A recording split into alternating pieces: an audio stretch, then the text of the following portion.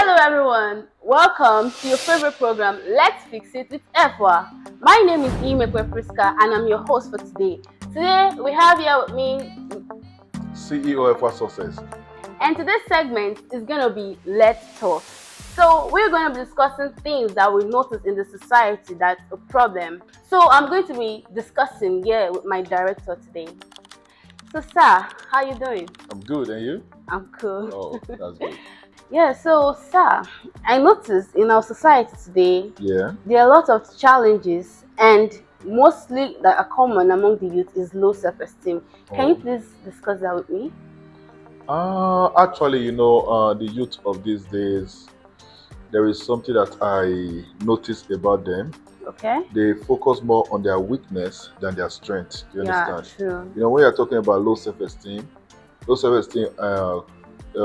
arises from the things you don't love about yourself. You understand that you wish you don't have. Yeah. But to me, I feel like instead of focusing on what you think should not be there, that you can't do anything about, why not focus on the positive aspect of yourself, develop that positive aspect, and from there, you see that it will help you to complement the other aspect of you that you don't like now. True. You understand? Because if you look, some people, they will say they are ugly, or they are ignorant, or they are sorry to say they are fat, or they are slim, or they don't have this, they don't have that. You understand? Because of that, they are having this inferiority complex within themselves. You understand? And that is restricting them. Whereas when you look at the world today, what you are calling disability in your body, there are people who are using that thing to dominate all over the world. Do you understand? Yes. So instead of focusing, to me, I feel like instead of focusing on what you don't have, focus on what you have. So low self-esteem is, to me, I feel like anybody that is still exhibiting that character this day and this age, I think they don't even know themselves. That's what I can say. True. Thank you for that, sir. Thank you so And much. also, I also want to ask, I notice a lot of things going on in society right now, like sexual harassment. How can it be handled? Well, if you want to talk about sexual harassment and how it can be handled, sexual harassment is in different phases. Yes. For the children, what goes on between them, we don't want to talk about that now, you understand? And growing up, you see people in the same environment trying to, one or two and all of that. And again, you go into school, you see what is going on in the school between the lecturers and the students. And after that, you still go into the industry, like you are going into the labor market, like they call it, it's still there. Politics is there. Religion is there. It's everywhere. But I will really want to handle it now from the student perspective. Okay. Do you understand? Universities, yeah. One thing I quickly want to say is this: at times we should be able to deal with the root cause of some certain things. Yes, exactly. Because right now you can see a lecturer harassing a female student, and this female student, maybe she have told the parents, or she's tell it to the parents, and the parents, they try to do something about it. You understand? This is where I have to bring our police or our authorities into the issues. You understand? Because every school there should be a panel that look into all these things. Do you understand? So now, but in a place whereby a student come to the panel to report this thing to them, and they ignore it because they are all maybe working together, or they all have skeletons in the cupboard that they are trying to protect, you see that lecturer will always get away with it. So it's not a matter of how we can handle it, because I can actually tell you that, okay, in some of these foreign countries, they will say, use a pepper spray. If you notice any of these things, you understand, use a pepper spray. But if you take a pepper spray to his lecturer's office and you did that to him, if the panel that did not support you when you report to them that this person is doing this thing because you don't have evidence. How will they don't you tell those panel they can easily expel you as a student when you do that to a lecturer? So it's not how we can handle it, it's the authority getting it right. So this sexual harassment, what are in place in the establishment to handle this kind of thing?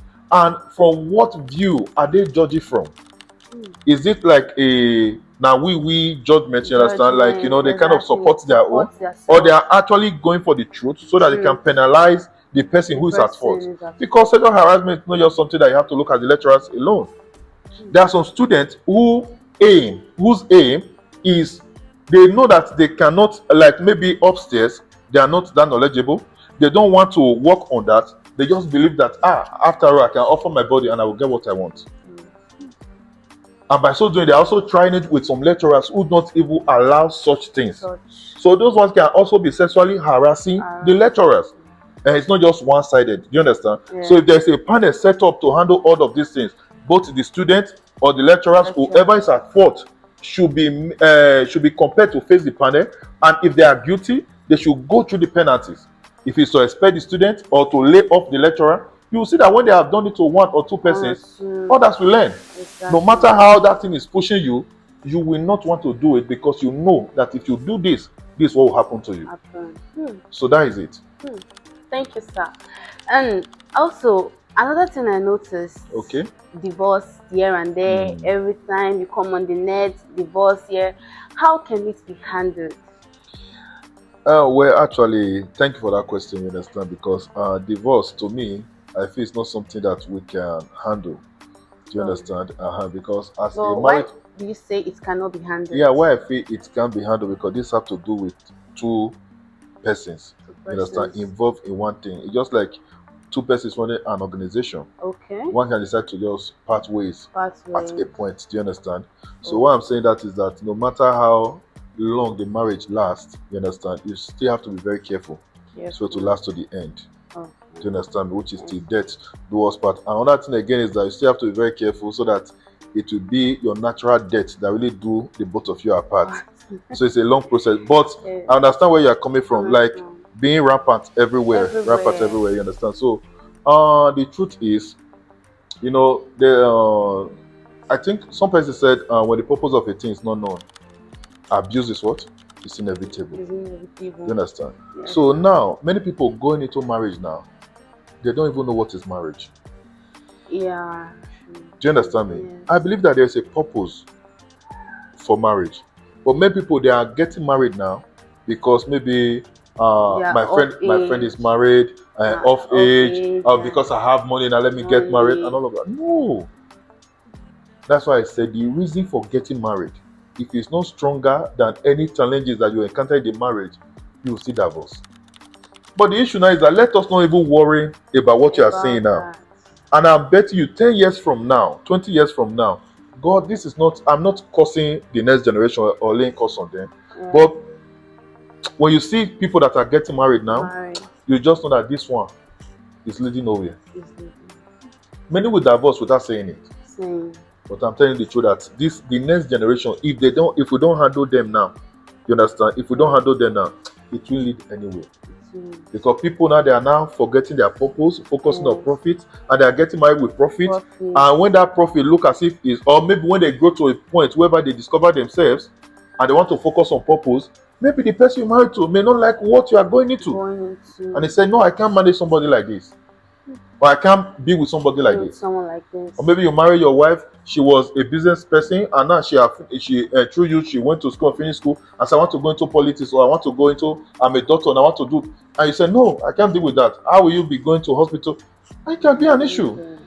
So many things can be an issue. You understand? So that's why I said divorce is not something you can handle, but just for you to know that before you go into it, make sure that the reason that you are going to marriage is as strong as whatever it is that want to break the marriage. Thank you, sir. So, sir, what advice do you have for the youth and teens out there, especially the female children? Actually, I will just make it simple. Okay. They should focus on purpose and not on profit. Not on profit. Yeah. Okay. Focus on purpose. Oh, sir, what do you mean by focus on purpose and profit? Like. Yeah, you know, I'll take the politician for example. Okay. You understand? Yes, sir. In politics, there's a purpose why you are sent to the office. You understand? Yes. But when you get there and you decide to turn what was meant for the purpose to your personal gain, that means that person is focusing on profit and no longer on purpose. Do you understand? Yes. You know, if you are a teen and you're about to go into university, there's a purpose why you're going to that university. Yes. It's not to start using iPhone or start doing things that will profit you instead of going for that purpose. Do you understand me? So in everything we're doing, like there is a purpose for some things that we are starting. Yeah. But if you look away from that purpose and now start focusing on what will benefit you instead of going for what will help you to fulfill that Helping purpose, you. you have missed it. Do you understand me? Yes, You have sir. missed it. So don't trade your purpose for For profit. profit. Focus on your purpose. No matter how it lasts, the profit from your purpose will last forever. But the profit that you are getting on the way will only take you, it's just temporary. Yeah. So that's my advice for them. And again, they should focus on the truth, Truth. run with the truth, hold on to the truth, Truth. and no matter the profit they are getting from life, they should learn to focus on the truth. Thank you so much, sir. Thank you. Yes, sir. So we have come to the end of today's program titled Let's Talk. And those of you that are just coming across our videos for the very first time, don't forget to like. And if you have any questions that you think that need to be answered, drop it down below in the comment section. Thank you. I still remain your host, Priska. I love you. Bye.